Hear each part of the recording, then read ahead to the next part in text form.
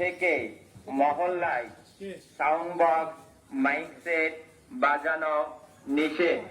কোন ব্যক্তি ভুল করিয়া জেনে শুনে সাউন্ড বক্স মাইক সেট বাজান তাদেরকে মসজিদ মাদ্রাসা গণস্থান থেকে বহিষ্কার করা হইবে।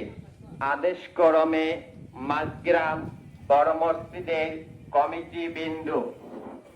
যে বিয়ে বা মুসলমানি বা অন্যান্য অনুষ্ঠানাদিতে যে সাউন্ড বক্স বাজানো হয়, এগুলো আমাদের নামাজ কালাম এবং ধর্মীয় বিষয় বা মানুষের স্বাস্থ্যের ক্ষতি, শব্দ দূষণ এরই কারণে এগুলো হয় না, এবং অশ্লীল কিছু গান বাজনা এখানে দেওয়া হয় রেকর্ডিং করে, সেগুলো মানুষের জন্য যা ক্ষতিকর, এগুলো আমরা ইসলামিক মাইন্ডের চিন্তা ভাবনা করে আমরা এগুলো নিষিদ্ধ বলে ঘোষণা করেছি। আমাদের এই মহল্লাতে, শুধু আমাদের এই মহল্লার আন্ডারে যারা আছে শুধু তারাই, অন্য কেউ নয়। কেউ এই আইন না মানে কি করা হবে?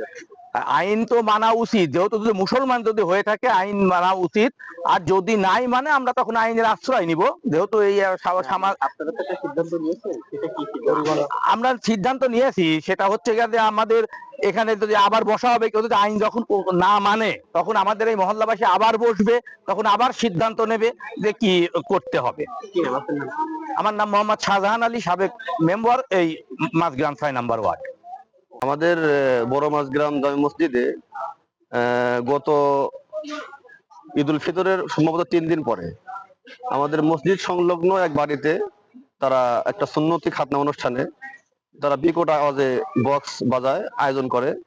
তো আমাদের এই মসজিদের ধর্মপ্রাণ মুসল্লিরা তারা কিছু লোক সেখানে গিয়ে তাদেরকে বোঝায় যে আপনারা বক্স না বাজিয়ে আপনারা অনুষ্ঠান চালায় যান। তো তারা এক পর্যায়ে এটাকে অমান্য করে, এমনকি অন্য ভাষায় কথা বলে যে আমি শুনেছি আর কি, আমি বাস্তব না, মানে আমার শোনা কথা আর কি। তারা নাকি বলেছে যে যদি জনাব তারেক রহমানও আসে তো আমরা বক্স বাজানো বন্ধ করবো না, এরকম কথা তারা বলে। তো সেখান থেকে আমাদের যারা মুসল্লি ছিল চলে আসে। তো এর পরিপ্রেক্ষিতে আমাদের মাঝগ্রামের মুসল্লিরা গত জুমার দিন নামাজের পরে এই মসজিদের বারান্দায় একটা মিটিং অনুষ্ঠিত হয়। সেই মিটিং এ সকলের সিদ্ধান্ত মোতাবেক সিদ্ধান্ত হয় যে যদি আমাদের মাঝগ্রামের মসজিদের আওতাভুক্ত কোনো মুসল্লির বাড়িতে বক্স বা মাইক এরকম কিছু বাজানো হয়, সেক্ষেত্রে কিন্তু মানে শাস্তির ব্যবস্থা করা হয়। সে শাস্তি হলো আমাদের এই মসজিদ, মাদ্রাসা, কবরস্থান, ঈদগাহ, এই ধর্মীয় যতগুলো কার্যকলাপ আছে সেখান থেকে তাদেরকে বয়কট করা হবে, এই সিদ্ধান্ত হবে। বয়কট বলতে কি? মানে তাদেরকে একটা শাস্তির আওতা আনা আর কি, যে ভবিষ্যতে যেন এরকম কাজ না করে। মানে যে কেউ মারা যায় তাকে আপনারা দাফন করবেন কিনা, বা যে তখন যেটা বলছেন। এখন আসলে যে আমাদের ওইরকম পরিস্থিতির সম্মুখীন হই নাই আমরা, এখন যখন এরকম পরিস্থিতির সম্মুখীন হবে হয়তো বা আবার আলোচনার সপক্ষে একটা সিদ্ধান্ত আসতে পারে। দেখছেন সব ধরনের গান বাজনা বন্ধ। না, সব ধরনের গান, বুঝলি কি, গানের একটা সিস্টেম থাকে, একটা প্যান্ডেল নিয়ে এক জায়গায় গান বাজনা করবে, সেটা আলাদা জিনিস, সেটা একটা মানুষ করবে, তারা একটা সাংস্কৃতিক বিরাজ পালন করবে, সেটা নিয়ে আমাদের কোনো আপত্তি নাই। এক জায়গায় স্থান করিয়া তারা চলবে, সেটা নাই। কিন্তু একজনের কোরআন তেলাওয়াতের সময়, একজন আজানের সময়, একজন নামাজের সময় যদি এগুলো চলে, তাহলে আমাদের মুসলমানদের ধর্ম পালন করতে আমাদের বড় কষ্ট হয়, এবং আমাদের রোগীর সমস্ত কষ্ট হয়, মনুষ্য রোগীর জন্য কষ্ট হয়, এলাকাবাসীর সার্বিক দিকে কষ্ট হয়।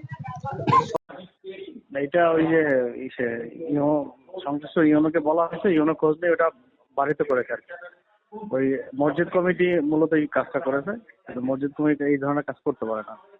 পরবর্তীতে আমরা মসজিদ কমিটিকে ইউনো সাহেব রেখে এটা বাড়িতে করেছি। আচ্ছা, সামাজিক ভাবে কত রূপ কিছু নাই তো এখানে, এটা তো করা যাবে না, এটা করার কোনো সুযোগ নেই তো। এটা ওই যারা সংশ্লিষ্ট ব্যক্তি আছে, তারা যারা গণ্যমান্য ব্যক্তি আছে, তারা সমাজের লোকজন নিয়ে বসে বিষয়টা, আইনগত বিষয়টা বুঝে নেবে।